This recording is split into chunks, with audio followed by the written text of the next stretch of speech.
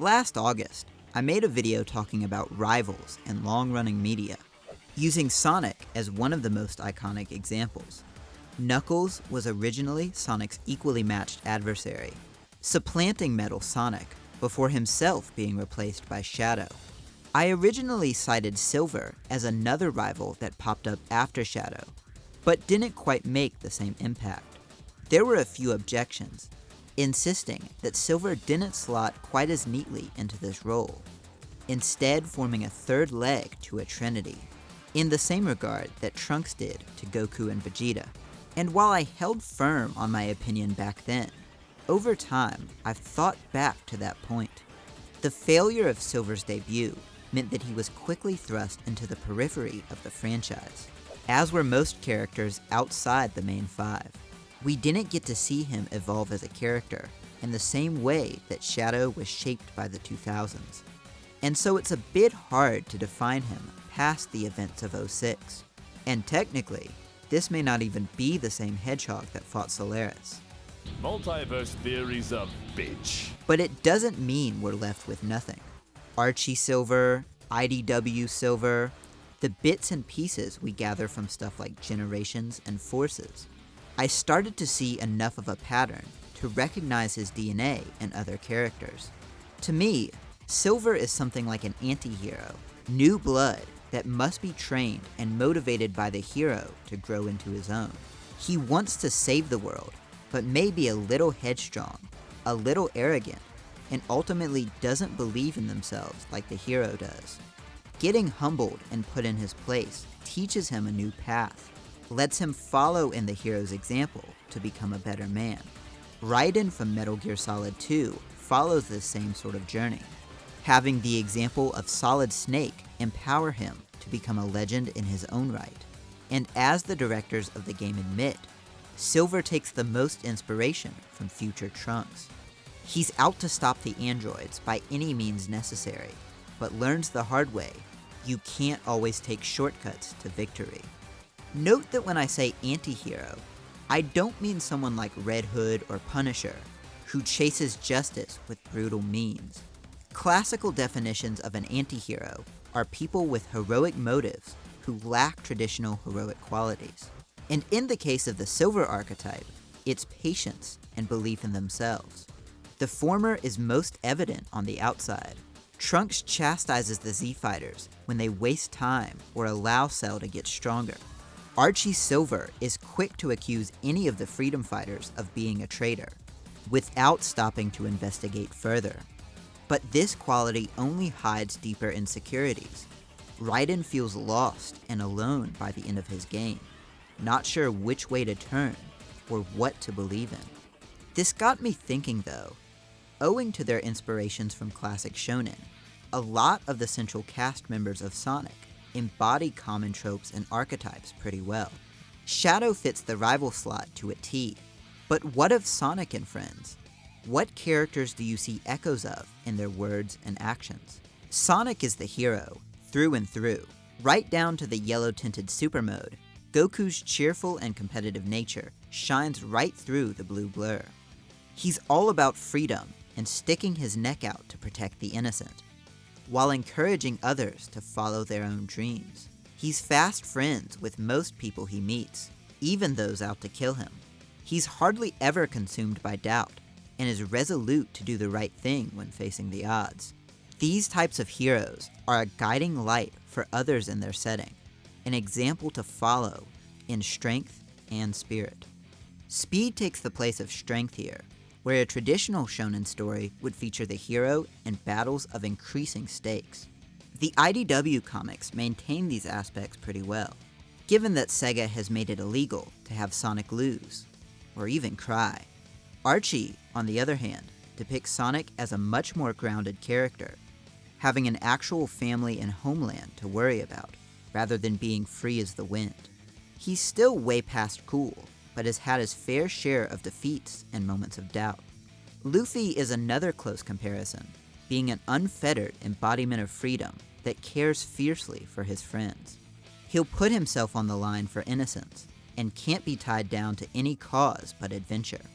Like Sonic and Goku, Luffy enters the story with a distinct ability, placing him far above most people he meets.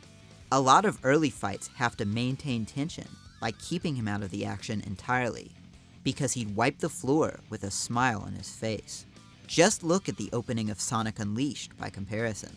An entire fleet of robots armed to the teeth is just child's play to Sonic, and that's before he goes super.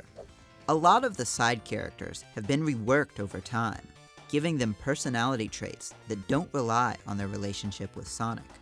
Tails went from child sidekick to tech whiz. Knuckles moved from rival to the big guy. And Amy evolved past love interest to become a hybrid of heart and bronze. Sonic Adventure was the impetus for many of these changes. As Tails was the pilot for the tornado in previous games, it made sense that he'd start to tinker, repair, and experiment with it.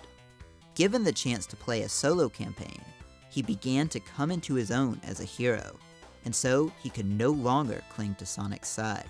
The problem with finding characters to compare is that Tails' development has been inconsistent over the years, never truly breaking away from the sidekick role. Gohan is another former kid sidekick with great potential who leans on the intellectual side. Simon outgrew the shadow of Kamina and became a hero in his own right, and understood the mechanics of the mecha far better. However, they both exceed the hero at certain points, which Tails never had a chance to do. Depending on the iteration, Donatello from TMNT can also qualify.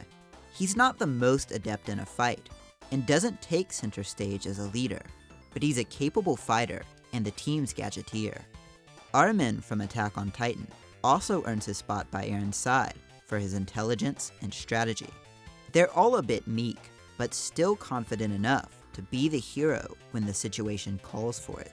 Still, Tails' archetype doesn't fit quite as neatly because his character isn't solidified, leaving him in a bit of a limbo.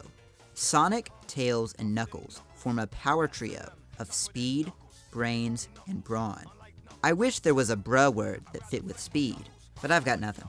Knuckles' strength was always the edge he held over Sonic, though Sonic 3 implied a bit of trickery and cunning that let him stay one step ahead. Ever since Adventure though, he's been getting gradually dumber, with his temper getting the best of him. With decent writing, he remains honorable and stoic, willing to help out when the opportunity arises, but devoted above all else to his sacred mission. Last time around, I compared him to characters like Piccolo and Proto Man, though the former seems a closer pick. Stays isolated from the rest of the group, always mission-focused, and yet a good team player when it comes down to it. Across both series she appears in, I'd say the same about Toph. She's not the brightest tool in the shed, but knows her stuff about fighting, and is proud of her overwhelming strength. She's no stranger to butting heads with our heroes, and her temper can cause problems of its own. In her elder years, she leaves the world behind to live alone, until adventure drags her back out again, as it often does to Knuckles. In his earlier years, I'd even compare him to the Scotsman, a proud, brave warrior who's not above roughhousing with the hero, at least until the going gets tough. Big Red's not as much of a troll though, and doesn't chuckle. Amy's character has had some of the most infamous shifts over the years, especially during her Sonic Heroes stalker phase. She's a self-made gal who became fast and strong by chasing Sonic around until she could keep up. That's not even a joke, that's canon. Everyone else was born with powers, but she just trained. It was her travels with Sonic that inspired her to seek her own adventures, on which she's quick to help out and make friends. Even more than Sonic, Amy has grown more caring and empathetic over the years, taking the role of the heart. It was her kindness and reasoning that got through to Gamma, Shadow, and Silver, turning them toward the path of good. Like Tails, drastic changes in her character cause her to embody different archetypes over time. Design-wise, she slots perfectly into the main character but pink and girly crowd, alongside characters like Minnie Mouse and Angel from Lilo and Stitch, though I'd hardly call them a match for her personality. At her worst, one could see aspects of Panini from Chowder, Though even in Heroes, Amy wasn't that much of a control freak. At her nicest, especially in more recent games, perhaps a more apt and toned-down example would be Ochako Uraraka. Kind-hearted but plenty powerful, and with a more subdued but noticeable attraction to our hero. Though Uraraka doesn't quite capture the confidence and fury of an Amy scorned. While it's low-hanging fruit due to the pink hair, I'd compare her overall to Sakura Haruno from Naruto. She started out hopelessly in love with a male hero, with a hair-trigger temper and the strength to match. Nothing would get in the way of her and Sasuke. Like Amy, she mellowed out over time, though she definitely focused more on combat than being a mediator. As for the Eggman in the room, Dr. Robotnik feels pretty obvious. Egotistical and slightly silly mad scientist who can be terrifying when he locks in. He's distinct enough to stand out from the crowd, but it's not an uncommon set of character traits. Dr. Wily, Dr. Draken, Plankton, Mojo Jojo. Each evil maniac has varying levels of silliness and seriousness, but all are out to conquer the world. They're proud and will gloat at any chance, no matter how many times their plans have been foiled. Lord Boxman from OKKO is so similar. He shares a voice actor and fought Sonic, though none of them compare to the absolute menace of Archie Eggman. That dude was a fucking monster. I've lost count of how many people he canonically killed. No wonder Sonic gets so depressed. There's a ton of other Sonic characters out there, but I think that covers the big ones. As you leave Sega's circle of attention, it's a bit harder to nail down a distinctive personality, as seen with Silver. Still, if you want to see more, and maybe if you leave a like and subscribe, I'll pick it up later for characters like Blaze and Cream. But hopefully, this puts my mistakes from last year to rest. Hopefully. Thank you all very much for watching. I've given up on writing actual dialogue for these credit sequences. I already say the whole like and subscribe bit before we roll credits, and once again, I'm pretty sure people stop watching at this point. I tried a new spaghetti sauce at the store the other day, and I really shouldn't have. The chunks of garlic are way too thick and crunchy, so you taste them every single time you take a bite.